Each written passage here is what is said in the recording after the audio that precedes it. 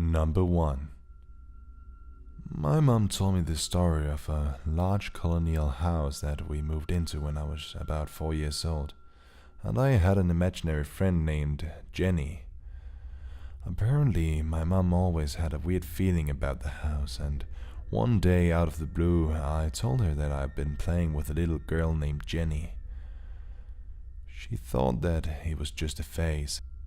I told her Jenny wanted me to let the cat into the basement so she can play with it. She let me, and my cat never came back. That creeped her out. Then a few days later, I told her that Jenny wanted me to come into the basement to play with her. She told me no, and that I should go to bed. I did, and when I woke up, I had deep scratches on my back and legs. My mom sent me to my grandparents and proceeded to look up stuff on the house. She found an old picture of the house and who used to live there, and asked me if Jenny was in the picture. She said there was like 7 little girls in the picture, and she knew who was Jenny, but I wouldn't have known. I guess I pointed to Jenny without hesitation. She was scared because she had also learned that Jenny went into the basement and was never found after that day. And after that, the family moved. After that incident with the picture, we moved out of the house. I guess it was way too much for my mom. I was 18 when she told me the story, and I still think about it until this day and think about how scary it is. Number 2. I never tell this story because of what I want others to believe about me and because it truly scares me. In fact, it scares me more than anything else in my life. More than my irrational fears and more than any real risk. This is the most terrifying experience of my life. It was about 2008 and I was recently married, and my wife and I had driven to Vegas from Flagstaff for dinner. After an evening there, we were driving back because we had no money for a hotel. Now, I hadn't been drinking and I was stable of mind. It was late and I was a bit tired, but I was young and had some coffee. It was after midnight and lightly snowing. My wife was asleep next to me as I drove, and I was listening to some AM country music. I like drives like that. It's just relaxing, I think. Now, I don't believe in the supernatural. Even when I was a Christian, I was never very into the ethereal world of angels and demons and ghosts. I never felt very spiritual. But as I drove along on this empty road, I thought I heard my wife say something. I looked at her and she was asleep. But then I looked through her window and saw something running next to my car. He was about the height of the truck, maybe even a little taller. He ran full speed. He had long dark hair and piercing eyes and a nose like a mussel, but to a point like a coyote. He had a beaded shirt with beads that made a shallow V across his chest. His arms were scrawny and face sunken and hairy. As he ran, he turned to me and bared his teeth. I immediately lost all breath from my lungs and was frozen. I gripped the wheel to control the vehicle and turned away from him and looked back. He was losing lateral distance from the vehicle, but still keeping pace. I turned back to the road and hit the gas. I looked over again and he was gone. I looked in the rear view mirror and saw nothing on the road, nothing ahead. I sat frozen, holding the wheel and speeding down the road. I hadn't made a noise and my wife hadn't woken up. I didn't say anything, and I didn't stop the rest of the way either. When we got to Flagstaff, I woke my wife and we went to bed, but I couldn't sleep. Even as I write this, I have a terrible feeling of dread. I've spent tons of time in the desert, in the forest, camping and hiking. I feel fine at night in a cemetery. I've seen flying objects and assumed a logical reason for them, but I have no explanation for what happened that night. I saw that. It happened. Maybe I fell asleep, maybe it was a dream, but I don't personally believe it. That thing was there. Years later, I recounted this story to someone who lived in the area who was native. They told me that what I saw was a skinwalker, and it made sense. Right now, I'm afraid. A grown man can be drawn close to tears from this. I don't believe in gods, I don't believe in angels or ghosts, but I believe in skinwalkers. Number 3. This apparently happened to my dad.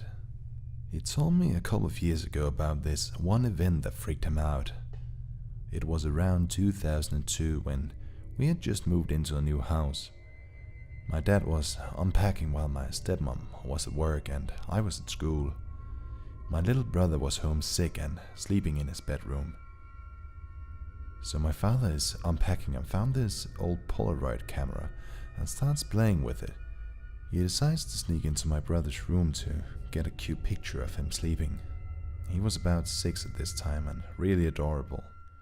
He opens the door and sees my brother curled up on the ledge right beside the window, his face turned away from my dad and against the glass. My dad is standing by the door and snaps a picture, quietly closing the door. As the picture develops, my brother suddenly comes out of the bathroom at the other end of the hall, crying because he was sick. My father is astonished and knows there's no way for my little brother to get out of the bedroom and into the bathroom in mere seconds and without being seen. He opens the door quickly to check inside and nothing is there. Now the clincher is the picture. After getting my brother settled and back to sleep, my dad takes a look at the photograph. What should have been my brother sleeping with his head turned away became a picture of a little boy facing my father, the lower half of his face blurry and red.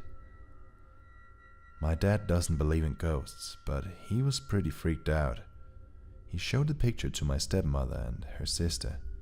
They kept it in a box in the bedroom and apparently used it as a nice conversation piece for a few years until we moved out of the house.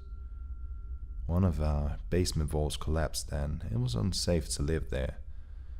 It seems that the photograph got lost in the move. I never had the pleasure of seeing the picture myself, but lots of my family saw it and they all agree that it was creepy. The funny thing is that we never experienced anything else abnormal in the house, and to this day I still wonder what was in that picture. Number 4. The screaming has been going on for hours. It is now morning and I'm starting to panic. My moral code is being greatly tested as I'm stuck at a complete standstill. There's no going back from here. I need to make a choice before my neighbors are aware of what's going on and start to get concerned. Yesterday night my sleep was interrupted by strange noises coming from downstairs. After recovering from my drug-induced coma, which thankfully let me sleep in the first place, I reached into my nightstand and grabbed the taser from inside the drawer. Normally I'm not a paranoid person, but I've been losing a lot of sleep lately. My home is very vast and empty. Often would you hear the structure of the house getting into its regular midnight mischief. But this case was different. You know when you're in that half-asleep state and you hear an unusual thud? Your heart begins to pick up the pace and you quickly become hyper-alert of what's going on around you. Eventually, you lay your head back down on the pillow, keeping one eye open until you feel secure enough to attempt to fall back asleep. There's always that little voice in the back of your mind telling you that there may be something out there. What feels like a moment later you're greeted by the morning light completely safe and unharmed. Well, in this case I knew for an absolute fact that I was not alone. This is when your nightmare becomes reality. After retrieving the taser, I quietly climbed out of bed and slid into my slippers. The soft rubber sole of the house shoes muted my footsteps against the hard wood floor. My door creaked loudly as it cracked open, just enough to stick my ear out into the hallway. I paused, waiting to see if my sudden sound got their attention. That's when I heard it again, only clearer. First it was another thud, followed by the sounds of shoes, wet footsteps against the floor. Whoever it was wasn't very good at being stealthy. I tiptoed down the stairs, and my hand gripped the taser so tight that my fingers went numb. With my electric pistol ready, peering around the corner, I saw the black silhouette of what appeared to be a girl on my kitchen floor. After getting a closer look, I could see that she had pulled the trash can from under my sink and was riffling through it like a desperate raccoon. "Hey!" I shouted authoritatively. My presence wasn't acknowledged as she continued digging through the trash. The girl was about shoulder deep with both her arms and head deep inside the waste bin.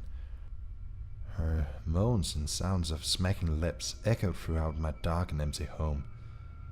I stepped from around the wall, separating my dining room from the kitchen, stepping closer towards the intruder. Once she was aware of my presence, the girl withdrew from the trash and hiked up on all fours. Her eyes glowed, illuminated by the moonlight as if it was staring at a cursed portrait. From her mouth came a cloud-curtain growl that nearly seemed inhuman. With the light shining in from my kitchen window, I had a much better view of her appearance. The girl appeared to be in her early 20s.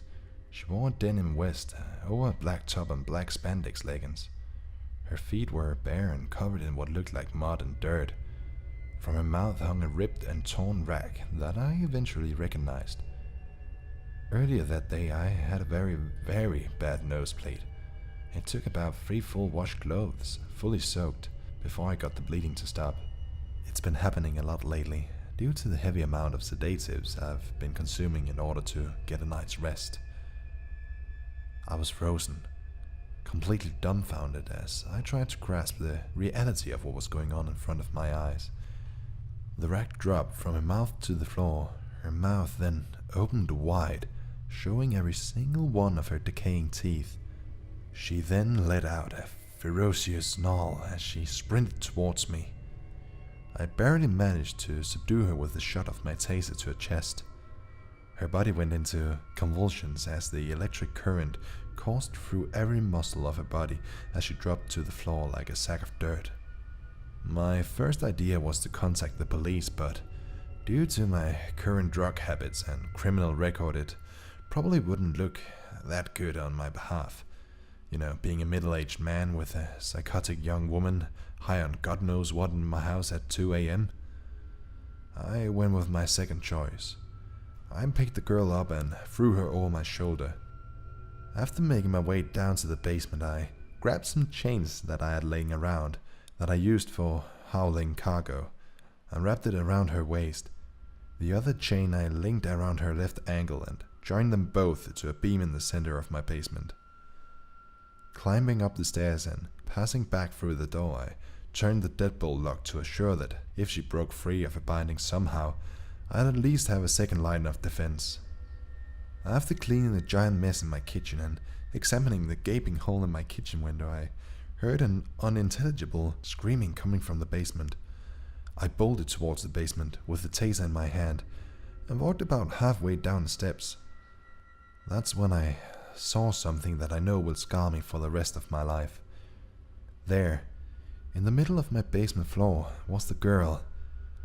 The skin around her swollen and the shackled ankle had been torn at so violently that the bone was exposed. Once she spotted me, she began biting repeatedly at me as if she were a rabid dog. Between the bites and the terrifyingly vicious screams, she only shouted one word: blood, blood, blood. I damn near dropped dead at that very moment. From that point, I ran upstairs, locked the door, and barricaded it with various furniture. So here I am, shocked, terrified, and completely at the deciding point on what I should do with the girl in my basement. There we go, guys. That was my third video on YouTube. If you liked it, then please leave a like, subscribe, or even tell a friend about it. That would be awesome. That would mean a lot to me. Hopefully I'm getting better at narrating these stories. If not, then I'm sorry. I'm working on it. What I wanted to say is that I'm going on a trip to China for about 9 days or so. So there won't be any videos in that time span for obvious reasons. So yeah, hopefully you'll stick around and I'll hopefully get better. So until next time guys, have it good.